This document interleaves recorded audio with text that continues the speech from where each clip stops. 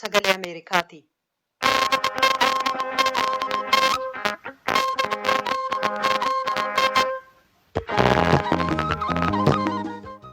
Raadiyoon sagalee Ameerikaa wixataa qabee hanga jimaataatti galgala keessaa sa'a 2:00 jalqabee hanga sa'a 3tti meetir baandii 22, 25 fi 31 irratti Waashingtan DC irraa kan dabarsu sagantaa afaan Oromoo amma jalqaba. Kanneen fagoof dhiyoo sagantaa keenya hordoftan dhaggeeffatoonni keenyatti hamooltan guyyaan har'aa waxabajjii 26 bara 2020 akka lakkoofsa Itoophiyaatti immoo waxabajjii 18 bara 2012 keessummeessituun keessan har'aa Antuu Jibee Horaati. Naannoon Tigraay boordii ofii kootii hundeeffadhee filannoo geggeessuu ittiin fufa jedhee oduu keessatti gabaasa qabna. Lakkoofsi namoota vaayirasii koronaan qabaman kan godina Booranaa 6 ga'ee jira. Ijaarsi jal'isii Gudar Faaxoo dhibbarraa harki 10 xumuramuun ibsamee jira. Oduudhaa boodatti deebina. Gurraachi lammii Ameerikaa Joorji Filooyid harka poolisiitti erga du'ee as kutaa poolisii keessatti jijjiiramni akka jiraatu uummati gaafataa jira. Qophii keenya ka dhageenyeef dubbisnerraa keessatti itti deebina. Hanga xumura sagantaa keenyaatti nu waliin turaan afeerraa keenya dhaggeeffatoota keenya piroodiwusariin tamsaasa har'aa Birhaan Haayiluu, tamsaasa intarneetiif miidiyaa hawaasummaa akka qindeessitu immoo Tigisti Gammeeti. Oduu addunyaaf gara jaallanneettan isin dabarsa. Attamoltan kabajamtoota dhaggeeffatoota keenya oduun har'aaf qabnu kunoo. Itoophiyaa keessatti sa'aatilee darban 24 keessatti qorannaa 5,414 gaggeeffame keessa namoonni 250 vaayirasii koronaan qabamuu kan ibsame yoo ta'u waliigalaan kanneen qabaman lakkoofsi isaanii 5,425 ga'ee jira. Sa'aatilee darban 24 keessatti lubbuu namoota 8 dhukkuba kanaa akka darbe yoo ta'u haga ammaatti lakkoofsi namoota COVID-19 du'anii 89 ga'ee jira. Kamisa kaleessaa namoonni 144 dhukkuba kanarraa kabayyanatan yoo ta'u isaan kana keessaa 123 Finfinneerraa, 7 bulchiisa naannoo Amaaraarraa, 7 bulchiisa naannoo Tigraayirraa, 5 bulchiisa naannoo Somaaleerraa, 2 Oromiyaarraa ta'uun ibsameera. Guutummaa biyyattiitti dhukkuba COVID-19 irraa kanneen bayyanatan 1,688 ta'uu ministiriin eegumsa fayyaa kan Itoophiyaa feesbuukii ofirratti maxxansee jira. Mootummaan Itoophiyaa godina Shawaa dhiyaa magaalaa Amboo keessatti ijaarsa kuufama bishaanii kan hojii jal'isiif gargaaru jalqabee jira. Piroojeektiin kun qarshii biyyattii biiliyoona 3.2 gaafataa jedhame. Kuufamni bishaanii kun hojii jal'isii gaggeessuuf gargaara ka jedhame yoo ta'u hojiin ijaarsa isaas intarpiraayizii ijaarsa hojiiwwan bishaanii Oromiyaa waliin wal ta'uudhaan gaggeeffama jechuun Naakoor Malkaa gabaaseera. Gara booda gabaasa qabna. Miseensi Koree giddu galeessaa kan adda bilisummaa uummata Tigraay yookaan TPLF ka ta'an obbo Geetaachoo Raddaa bulchiisa naannoo Tigraay boordii filannoo ofii hundeessuun akka duraan saganteeffametti baatii hagayya dhufu filannoo ka gaggeessu ta'uu beeksisanii jiran. Gabaasa Tsiyoon Girmaa Tuujubee dhiyeessa. Manni maree naannoo Tigraay murtiirra ga'een filannoo naannoo yeroo qabameefitti kan gaggeessu ta'uu paartiin adda bilisummaa uummata Tigraay beeksisee jira.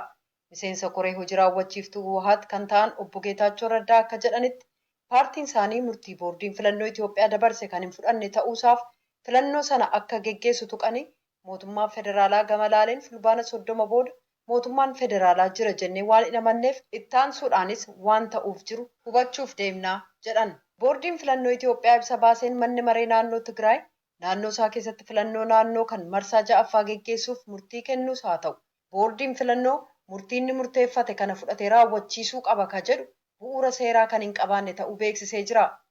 Murtii boordii filannoo kanarratti paartiin biyya bulchu kan naannoo Tigraay Wuhaat deebii akkamii akka qabu miseensi Koree hojii raawwachiiftuu paartichaa obbo Geetaachoo Raddaa raadiyoon sagalee Ameerikaa gaafatee jira. ምላሹን ያው በአገር በሚዲያ ነው የሰማነው። ዞሮ ዞሮ ምርጫ የማካሄዱን deebiisaa akkuma biyyaatti miidiyaarraa dhageenye filannoo geggeessuuf adeemsa jiru sababa COVID-19f geggeessuun hin danda'amu ka jedhu. Kanaaf geggeessuu hin danda'amu nuti immoo geggeessuudhaan manni maree Tigraay hirmaatee waan hojjetuuf isa kamiin of bulchuu isaa dandeessisu hojiirra oola jechuudha. Kanaaf mootummaan naannoo Tigraay filannoo geggeessuuf qophee seeraa gochuu qaba. Akkuma kanaan filannoo geggeessuuf qophee dandeessisu yeroo muraasa keessatti xumuruuf dirqamnaa jechuudha jedhan. Boordiin filannoo keeyyata heeraa tuquudhaan akka aangoo kennameefiin filannoo geggeessuun akka hin danda'amne murteesseera. Filannoo kan raawwachiisus boordii filannoo akka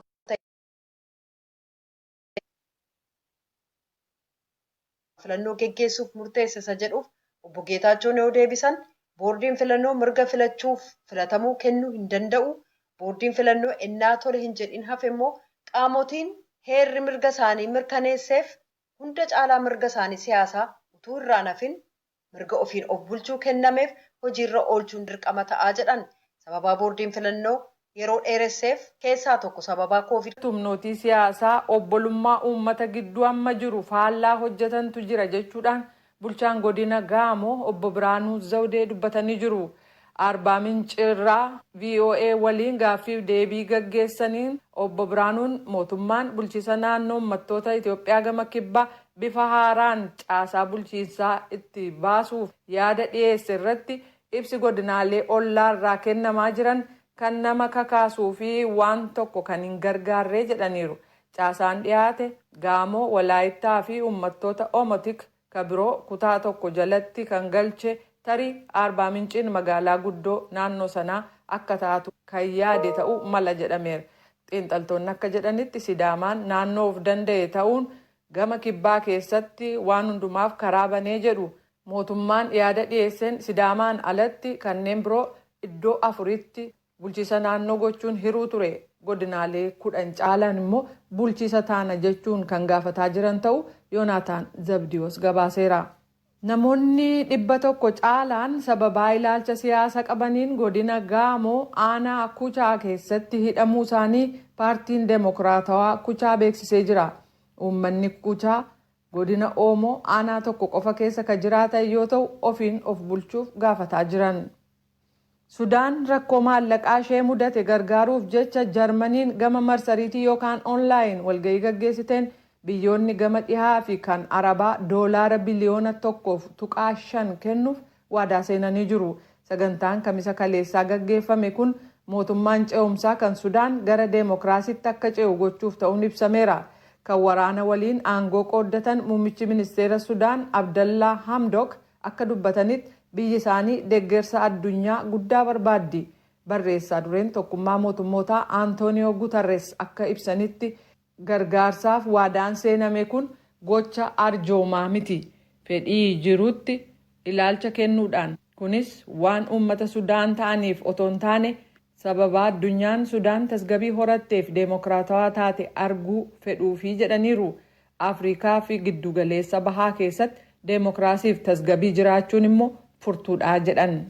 Lubbuu namaa galaafachuun sadarkaa weerara lammaffaa qabatee kan jiru dhukkubii Iboolaa sadarkaa xumuraarra ga'uu Riippaabilikiin Deemokiraatawaa Koongoo kamisa kaleessaa beeksiftee jirti.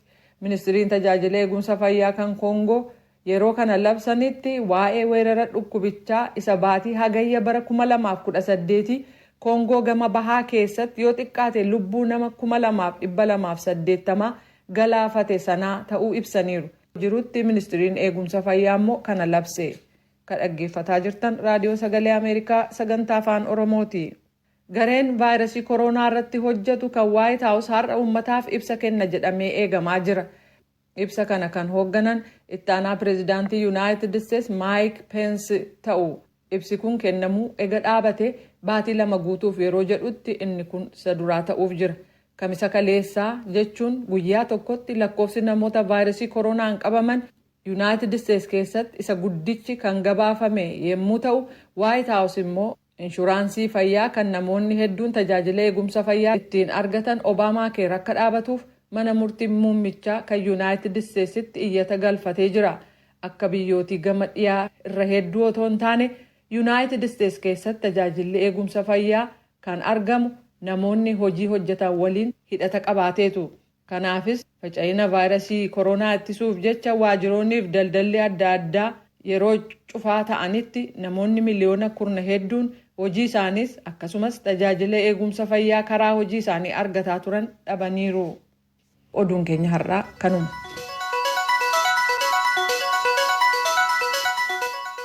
Kadhagaa jirtan as Waashingtan DC irraa ka darbu raadiyoo sagalee Ameerikaa sagantaa afaan Oromooti. Har'a Itoophiyaa keessatti lakkoofsi namoota dhibee koronaan qabamanii 5,425 ga'eera. Ministeerri Fayyaa akka gabaasetti har'as Itoophiyaa keessatti namoonni 250 ta'an haaraan vaayirasii kanaan qabamanii jiru.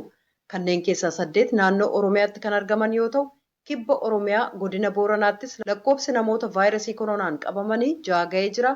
Galmoo Daawwitu Naayiroobii irraa gabaase. Akka ministeerri fayyaa mootummaa Itoophiyaa irra beeksisetti sa'aatii 24 darbe kana Itoophiyaa keessatti dhibee koronaan namoonni 250 ta'an qabamanii 8 ammoo dhibeedhuma kanaan lubbuun isaanii darbee jira. Dhibeen kun qorannoo namoota 5,414 irratti gaggeeffameen kan argame yoo ta'u, akka gabaasi ministeera fayyaa agarsiisuttis warri dhibeen irraa argame keessaa 177 jiraatota magaalaa Finfinnee, 21 Tigraay, 20 Amaaraa irraa, 18 Gambeela irraa, 8 Oromiyaa, 4 ammoo Somaalee, 1 Dirreedhaawaa fi kurneen afaan ammoo lammiilee biyya alaati. Ministeerri fayyaa warra har'a qabame umriin yoo kaa'u daa'imni ji'a 3 haga nama ganna 90 keessa jiraachuu beeksise. Warri lubbuun darbee 8 odeeffannoo isaanii fi namni 3 kan jiraattota magaalaa Finfinnee akkasumas Dirreedhaawaa ta'an utuu yaala fudhataa jiranii lubbuun isaanii akka darbe 5 hafan kan jiraata magaalaa Finfinnee ta'an garuu erga du'anii saamudii reeffa isaanii irraa fuudhamee dhibee kanaan lubbuun isaanii darbuun baramee jedhe. Namoonni 3,646 amma dhibee kanaan qabamanii akka jiran isaan keessaa 27 baay'ee dhukkubsatanii yaala gargaarsaa fudhataa jiraachuu. Yaa koleegaraatti godin Booranaatti namni dhibee kanaan qabame 7 ga'ee jira. Namni 2 aanaa goomoleeti. Namni jalqaba qabamellee aanaa goomoleeti. Haqali isaallee aanaa goomoleeti. Aanaa goomolee kun ammoo fayyee ba'ee jira. Aan kalee seeqii tokko naannoo Guchii irraati. Namni kun yaa'u Jijjiga irra dhufe. Namni 4 Mooyyalee irratti argame. Namni 4 nama imala biyya keenyaa qabudha. Namni 2 almost 7 ga'aa jiru. Namni 2 ammoo biyya 4 argamanii iddoo yaala seenanii. Obbo Maluun warra namoota kana faana wal qunnaman mara adda baasaa akka jiran himanii haga yoonaa Gomolee irraati namoota 33 Mooyyaalee irratti ammoo namoota 29 adda baasnee saamuda irraa fuunee qorataa jirraa jedhan. Namoonni dhibeen irratti argame dhiironni 4 fi dubartoonni 2 amma hospitaala Mooyyaalee jiru. Dr. Gazaanyi Sheetuu meedikaal daayirekteriin hospitaala Mooyyaalee namoota kanaaf hordoffii barbaachisu taasisaa jirraa jedhan. Dhukkubichi irratti argamu malee mallattoo addaa isaan agarsiisanii jiru. Nutis kan gochaatii jirru itti dhiyeenyaan fayyaa isaanii hordofuu malee yaala gosa biraa wanti kennamaafii jiru hin jiru. Hundi isaaniiyyuu nagaadha. Wanna mallattoo addaa ofirraa qaban tokko hin jiru. Umuriin isaanii namni 20 keessa tokko 56, namni 4 dhiira, namni 2 dhalaadha. Dhalaan suni tokko 20 keessa tokko immoo 32. Sappoortiif tiriitimentii ni kennuu dandeenya. Ammaaf wanti nu rakkisu hin jiru saniif qophiidha. Haa ta'u difiniitiif tiriitimentiin akkuma waliigalaatitti hin jiru ni beekama. Gargaarsa wanti deeggarsa biraa immoo kennuufiidhaaf humna biraadhaaf rakkoon hin jiru. Aangawoonni godinni Booranaa daangaa bal'aa ollaa Keeniyaa waliin waan qabuu fi sochiin konkolaataa dhorkamus seensa namootaa guutummaa guututti dhaabuu hin danda'amne. Kanaaf jiraattota waan dhibee kanaa bal'inaan barsiisaa jirra jechuun himu. Gabaasa Sagalee Ameerikaaf Galmoo Daawit Naayiroobii. Kadhagaa jirtan as Waashingtan DC irraa ka darbu raadiyoo Sagalee Ameerikaa sagantaa afaan Oromooti.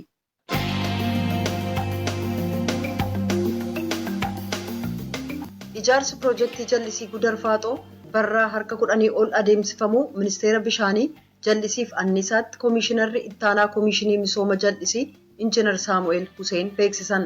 Piroojeektiiwwan jallisii 9 ijaarsarra yoo jiraatan piroojeektiiwwan haaraa 3 immoo ijaarsisuuf dhaabbilee ijaaraan waliin waliigalteerra gahameera jedhan Injiinar Saamu'eel. Marsaan jalqabaa ijaarsa piroojeektii jallisii Gudar Faaxoo yeroo xumuramu qonnaan bultoota aanaalee Shawaa Lixaa lamaan tokkee kuttaa'eef dirree Hincinii 3,000 caalanii faayidaa kennaa jedhan itti gaafatamaan waajjira qonnaa godinichaa. Qonnaan bultoonni aanaa tokkee kuttaa'ee yaada isaanii raadiyoo Sagalee Ameerikaaf kennan illee yeroo ijaarsi jallisii kanaa xumuramu yeroo roobaa qofa eegnee qotuurra yeroo 2-3 akka qonnu nu gargaaruu danda'a jedhaniiru. Naakoor Malkaatu gabaase.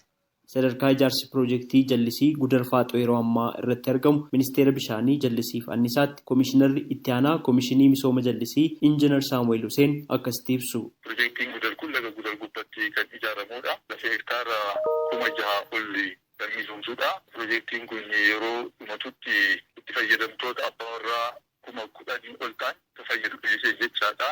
Piroojeektiin kun ijaarsa hidha biyyee qaba. Hidhi biyyee kun meetira 40 ol ka'a. Bishaan achirra gannaa bona yaa'ee darbu san kan itti qabamu ta'a. Bishaan qabamus meetiri kiubii miliyoona 58 kan ta'u. Piroojeektiin kun akka waliigalaatti bajanni qabamee ittiin ijaaramaa jiru biliyoona 3.3 kan ta'udha jechaadha. Kanumaan wal qabatee ijaarsa piroojeektiiwwan jallisii Oromiyaa keessatti waggaa lamaan kana eegalaman biroo carcariif wal mal ilaalchisee akkas jedhu Injiinar Saamu'eel. Piroojeektoota kanneen keessaa kan akka piroojeektii wal mal jedhama. Inni godina Baalee keessatti argama. Lafa hektaara 11,000 ol kan misoomsudha. Maallaqa biliyoona 2.9 ijaarsi isaa gaggeeffamaa jirudha. Kan biraa immoo piroojeektiin calcal jedhamullee inni hidha biyyeeti. Baha Baalee keessatti kan jiru inni naannoo biliyoona 2.8 inni kan ijaaramaa jirudha.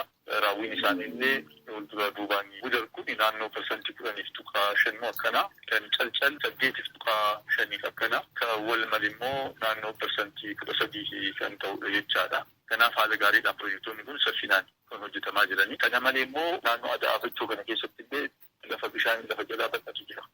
Qorannoo adda addaatiin qoratamee kan beekamutu jira. Isa hojii wal qabatee mootummaa Kooriyaa sababa hojii waliigaltee taasifamee dhaabbata Kooyikaa jedhamutti doolaara miliyoona 94 qorannoo isaa gaggeeffamee ijaarsa akka seenamu waliigalteen raawwatamee amma xiinxala tokko gaggeeffamaa jiru ta'udha. Ijaarsa piroojeektiiwwan jallisii buleeyyii keessaa jallisiin warshaa sukkaaraa Arjoo Dhidheessaa erga ijaaramuu jalqabamee waggoota 10 ta'uuf jiru hanga yoonaa maaliif akka harkifates waan jedhan qabu komishinarichi. Piroojeektii Arjoo godina Wallagga Bahaa keessatti kan jirudha. Akka waliigalaatti lafa hektaara 80,000 kan misoomsudha. Kana keessaa diizaayiniin isaa 65 raawwatamee jira. Ijaarsi isaallee gaggeeffamaa jira. Almost naannoo parsantii 80.5 ga'eetiin jira. Piroojeektiin sun lammiilee guddaadha. Bishaan inni qabatu meetira kuubii biliyoona 2.5 kan ta'udha. Kanaaf uummata naannoo Oromiyaa keessa qofa osoo hin taane haga Beenishaangulitti dhaqee haala misoomsuu danda'uun yaadamee hojjetamaa jirudha.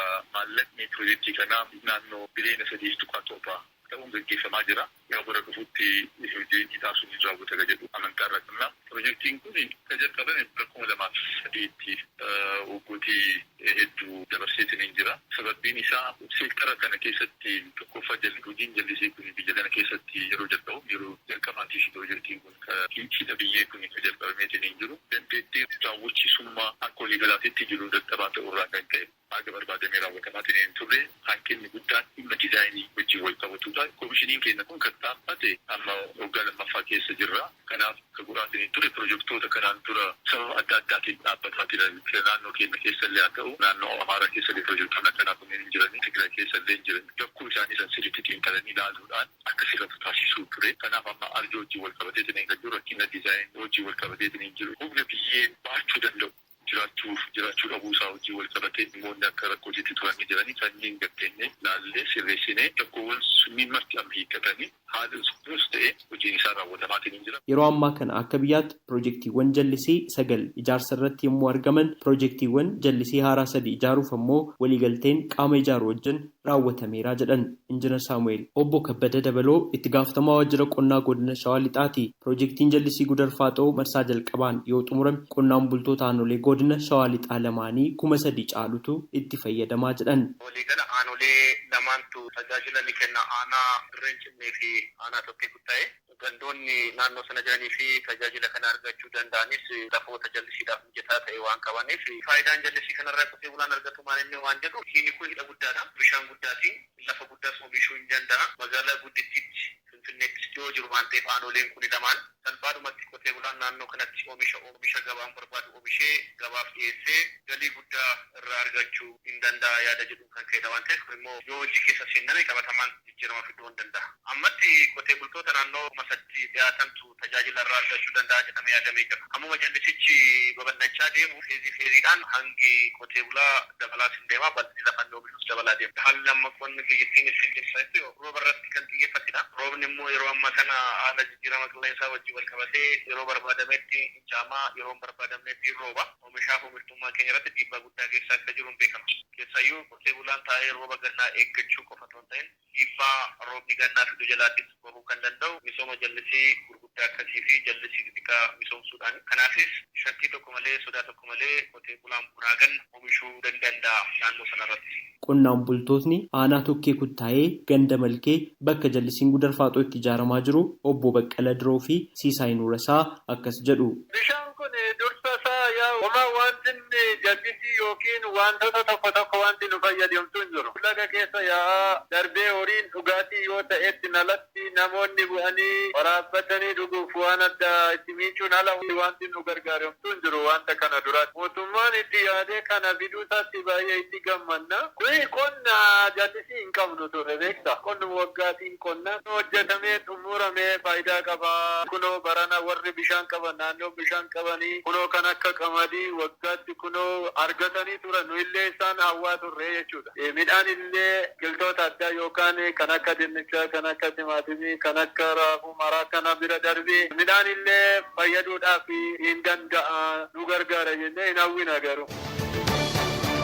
Malkaan kun surumti isaayyuu ammasii ta'ee dhaqee gudar keessa gadi ba'ee nyamar keessa gadi ba'utti iyyuu bakkuma inni itti tajaajila kennu argeen beekan kan qotirree incinni keessa ta'ee malkaan kun gara garaa walitti dhufa aanaa ammayyaatti ta'ee aanaa tokkee kuttaa'ee keessatti ta'ee amma silaa beekutti malkaan kun faayidaadhuma inni kenne argees hin beeku dhagayees hin beeku. Kana abdii qabna gara fuulduraatti nu qaqqabaa laata nu fayyadaa laata waan jennu biyyumti keenya iyyuu argachuu waa guddaadha. Naannoodhum sanatti bishaan haala aadaatiin illee jallisiitti xinnoon jira. Jallisii sanarratti illee amma mootummaan bilisaan qamadii sanyii fi xaa'oo bilisaan kennee barana uummanni akka malee fayyadamee jira. Gaafa bishaan kun lafa bal'aa kanarratti diriif abdii ta'a waan jedhamu qabna. Raadiyoo Sagalee Ameerikaaf Nakoor Malkaa Amboorraa.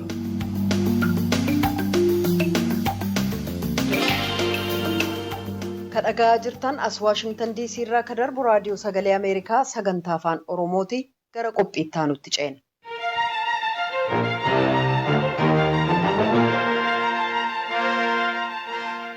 Kadhageenyeef dubbisneerra.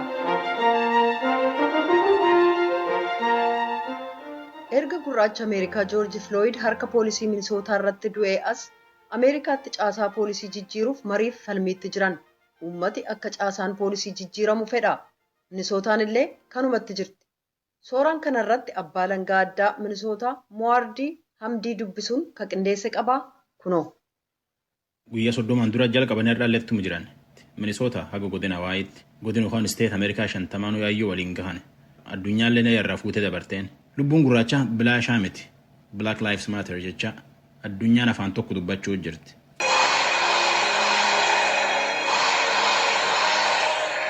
Poolisiin Ameerikaa nam gurraacha wanfedhan tolchan jedhanii himachuu jiran. Rakkoo bara dhibba hedduu walirra turte tardaalee nam jala deebi'uu deete.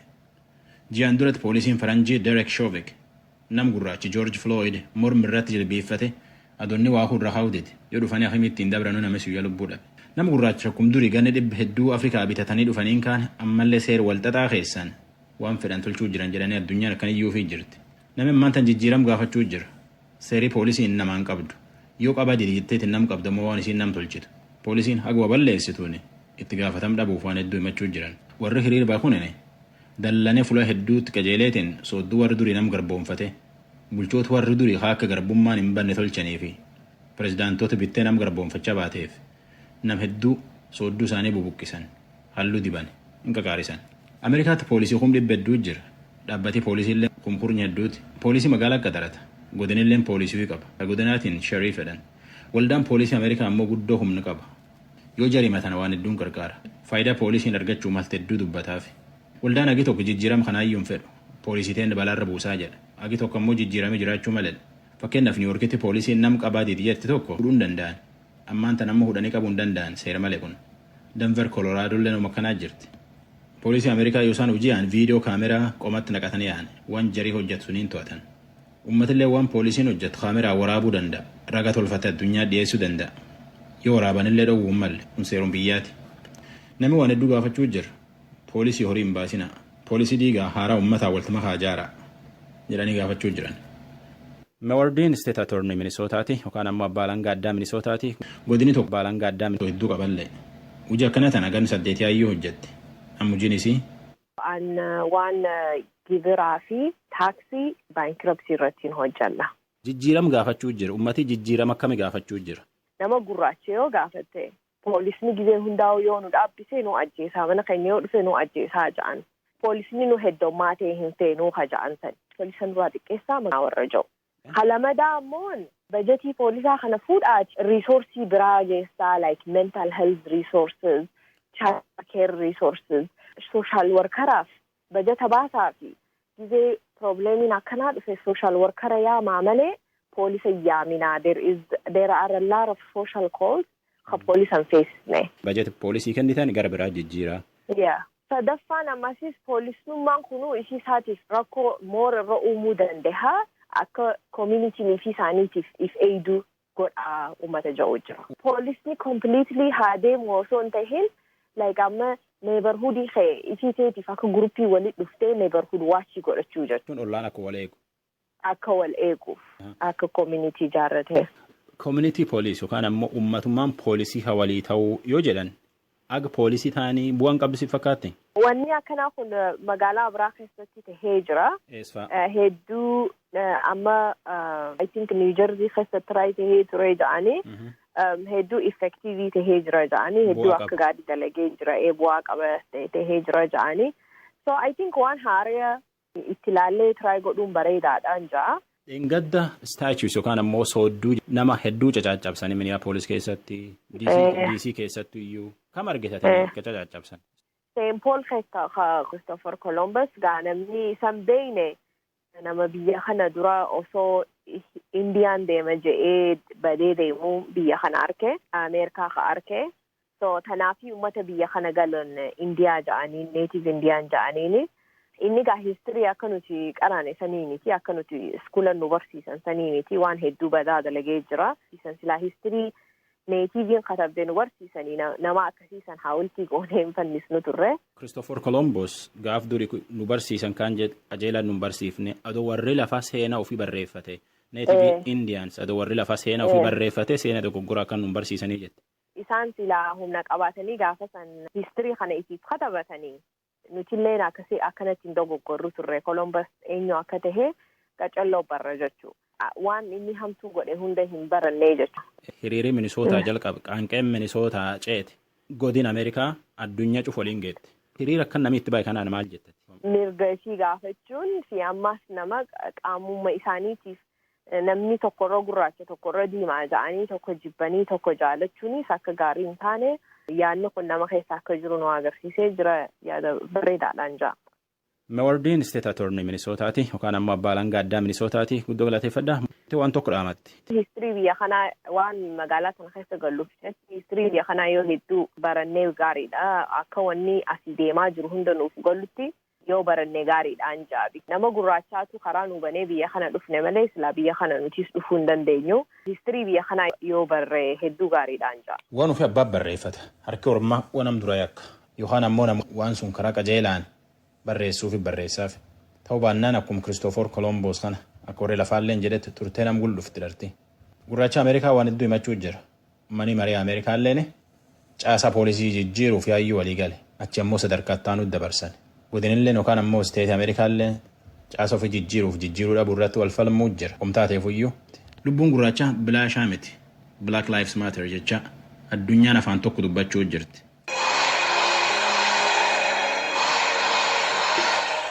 Tarratanum ansora lafe.